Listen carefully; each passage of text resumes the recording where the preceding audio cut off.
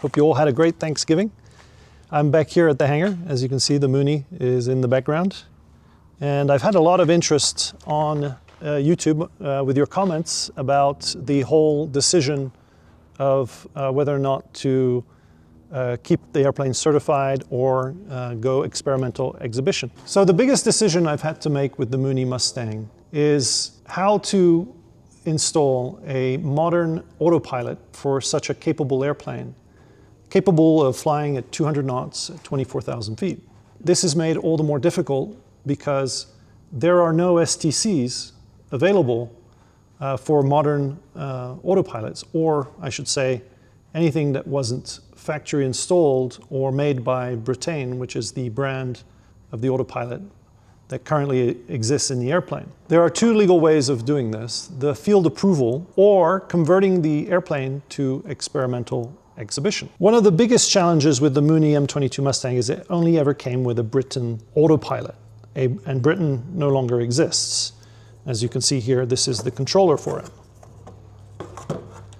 But it's a pneumatic system, meaning it uses pneumatic servos, small rubber balloons that inflate or deflate in order to move the control surfaces.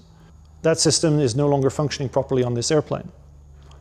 Plus, you cannot incorporate it easily with modern GPS tracking and GPSS steering that you would want on an airplane as capable as this.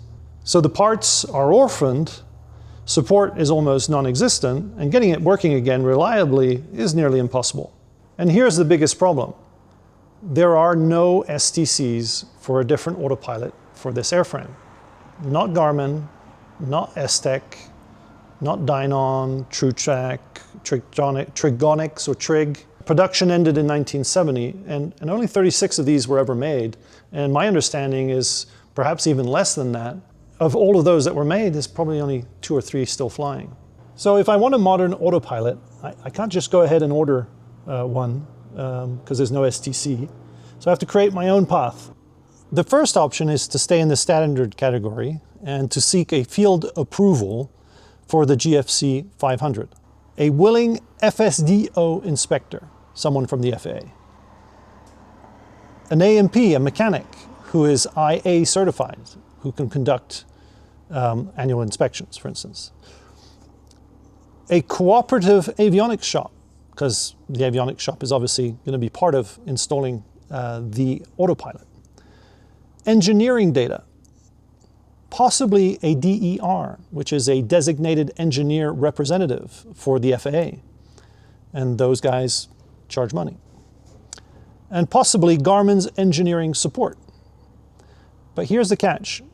Garmin rarely gives any support to non-STC'd airframes. So if the airframe's not on the STC list, the AML, then they most likely probably won't support it or provide any technical support. And remember, this would be the first field approval for a GFC 500 on an M22 Mustang, and this has never been done before.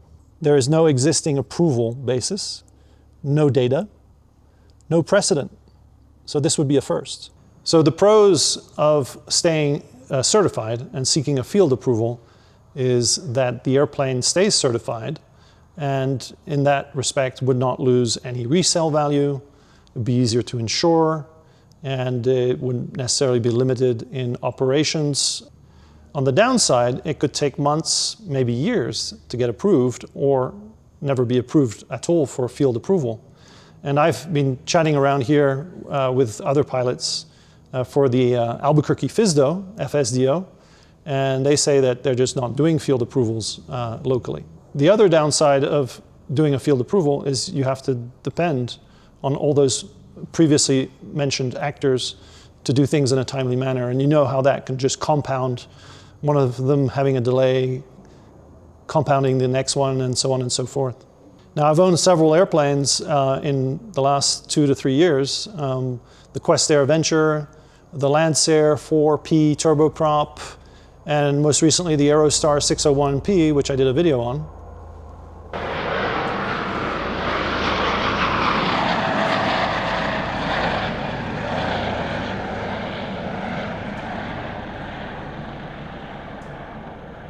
Sorry about that. That was our local state police. So I was telling you about those projects that I abandoned, and namely because I couldn't either find people who were knowledgeable about the airplanes, or I was unfortunate to stumble on maintenance shops that drag their feet. And so I'm afraid of that trap. The second option is converting the Mooney Mustang to experimental exhibition status. What this does is I no longer need an STC to install an autopilot or anything else for that matter in this airplane. I wouldn't need a field approval. I wouldn't need to involve the FAA except for the initial change of category or certification. I wouldn't need a DER. I can go ahead and install the GFC 500 under legal experimental rules. And I can do almost all my own maintenance and upgrades. The only thing I can't do is my own annual inspection. And even that only requires an A&P. They don't have to be an IA, inspection authorized. So what are the pros? Well, it's the fastest way to install a GFC 500. Total freedom to upgrade the airplane. I don't need to wait on anybody to assist me.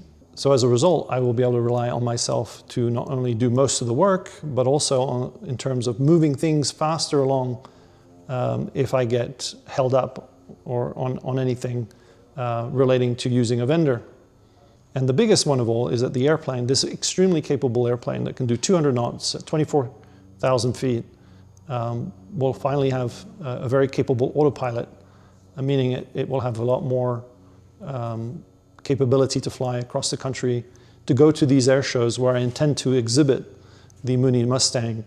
So on the downside, the airplane then becomes experimental exhibition and probably impossible to ever return it to a certified status. The resale value may drop, but I think that because of how it's already orphaned and how rare they are for parts and everything else, I just don't think the values can go down much more than where they're already at. Now, insurance might be a little bit higher, but I think that's going to be a case-by-case and very much dependent on pilot experience. And then also there's a few shops that won't work on experimentals, but you never know, they might make an exception for an airplane that's was once certified.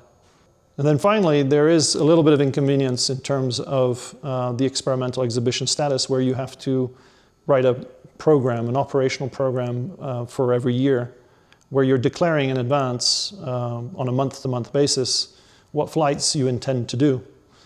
So you would have to make that list in advance of all the trips that you're planning. But I've heard that you can, amend it, update it as the year goes on. So it's a little bit of inconvenience, but I don't think it would limit the airplane all too much. And there's plenty of air shows around the country, which gives it a great reason to fly around.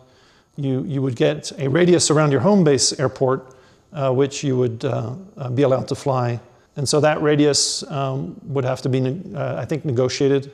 It's typically 25 nautical miles, but you might be able to increase the range considering how fast this airplane goes. So that will be part of the discussion in the experimental exhibition certification. But the big picture is that the experimental exhibition status will get this airplane out of the cul-de-sac, the dead end that it's in, and that it's been in since Mooney stopped production for it, and the other manufacturers of accessories like avionics and autopilots, with the stigma of that failure, didn't bother to provide support because they probably knew or guessed that Mooney would never start up production of this ever again.